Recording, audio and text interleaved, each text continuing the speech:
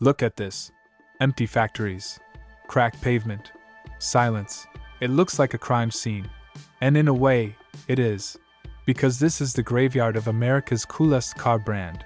But rewind the tape. Go back to 1977. Pontiac wasn't just a car company. It was a feeling.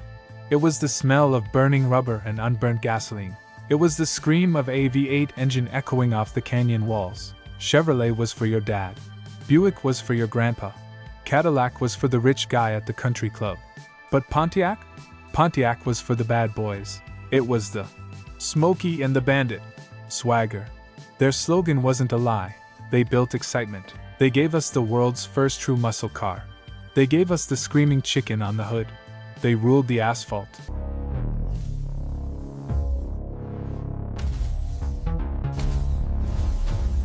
So, what the hell happened?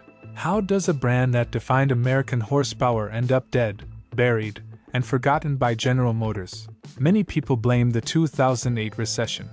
Others blame the ugly Aztek. But the truth is much darker. This is the story of corporate sabotage, missed opportunities, and the fatal decision that traded American soul for Chinese profit. Let's find out who really killed Pontiac. To understand the tragedy, we have to go back before the muscle cars. Before the glory. In the 1950s, Pontiac was actually boring. They were known for making reliable, quiet cars for retired school teachers. They called them Silver Streaks. They were dependable, but they had zero pulse. But then, a guy named Bunky Knudsen took over, and he hired a young, rebellious engineer named John DeLorean. Yes, the Back to the Future guy. They looked at Pontiac and said, "We are done building cars for grandmas." They started racing. They started winning NASCAR. They introduced the wide track stance. And in 1964, they did something forbidden. At the time, GM had a strict rule. You couldn't put a big engine in a small car. It was against corporate policy. DeLorean didn't care. He took a boring, mid-sized Pontiac Tempest, stuffed a massive 389 cubic inch V8 from a Bonneville into it, and slapped a new badge on the grille, GTO. In that moment, Pontiac didn't just build a car. They invented the muscle car. They started a revolution. The executives at GM were furious, until they saw the sales numbers. The GTO became a cultural phenomenon. Songs were written about it, and then came the 70s. While other companies were strangling their engines because of the oil crisis and emissions laws, Pontiac doubled down on attitude. The Firebird. The Trans Am. If you grew up in America in the late 70s, the black and gold Trans Am wasn't just a vehicle. Thanks to Burt Reynolds and Smokey and the Bandit. It was a movie star. It was a symbol of freedom. While the Ford Mustang turned into a pathetic little economy car called the Mustang II, the Trans Am kept its shaker hood and its swagger. Pontiac had a clear identity. They were the excitement division. It was the car you bought when you wanted to feel something. They were the kings of the street. But as the 80s rolled in, the king started to lose his crown. And the first crack in the armor was a little car called the Fiero. This is important because the Fiero explains exactly what was wrong with GM. Pontiac wanted to build a mid-engine sports car, a poor man's Ferrari. But GM Corporate said, "No, we already have the Corvette. You can't compete with the Corvette." So Pontiac had to lie. They told GM, "Oh, it's not a sports car. It's a high-mileage commuter car." GM approved it, but they forced Pontiac to use cheap parts from the unbelievably terrible Chevy Citation. The result? The 1984 Fiero looked cool, but it was slow, heavy, and occasionally, it caught on fire. By the time Pontiac finally fixed the Fiero in 1988 with better suspension and a V6, it was actually an amazing car. But it was too late. The reputation was ruined. GM killed it. This became a pattern. Pontiac would almost get it right, and then corporate politics would kill it. Then came the dark ages. The 90s. Somewhere in the 90s, the rebels left the building, and the corporate bean counters took over. GM stopped caring about performance. They started caring about cutting costs. This was the era of badge engineering. They took a boring Chevrolet Cavalier, glued some plastic cladding to the doors, slapped a Pontiac badge on it, and called it the Sunfire. It wasn't a muscle car. It was an economy car wearing a cheap Halloween costume.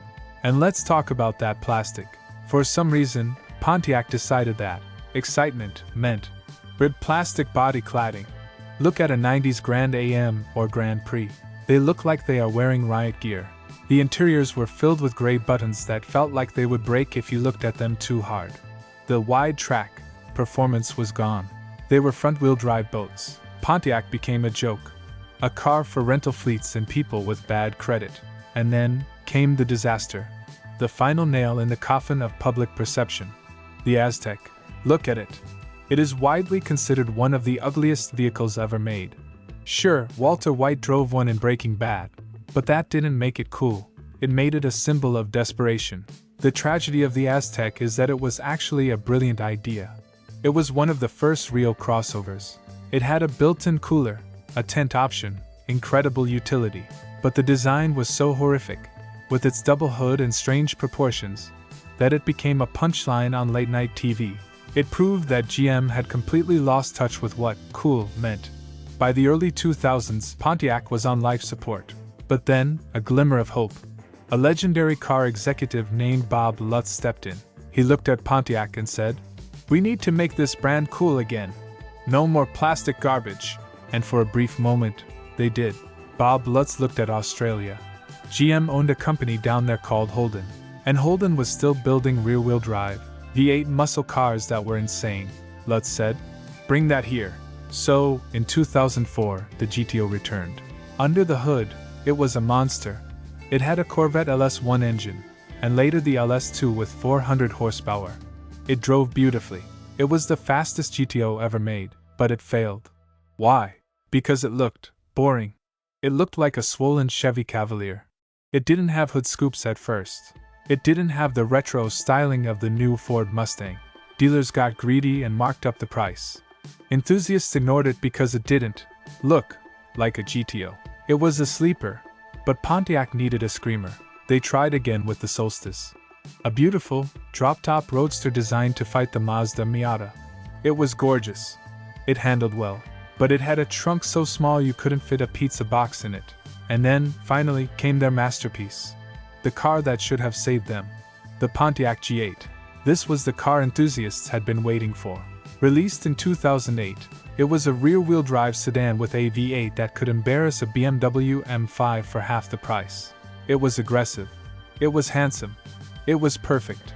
They even had a plan to bring over a pickup truck version, a modern El Camino called the G8 Saint. It was literally weeks away from production. The automotive press went crazy. Pontiac was back. The excitement was real. The product was finally good, but as it turns out, it was too little, too late. The financial crisis. The housing market collapsed. Wall Street melted down. Gas prices spiked to record highs. And General Motors went bankrupt.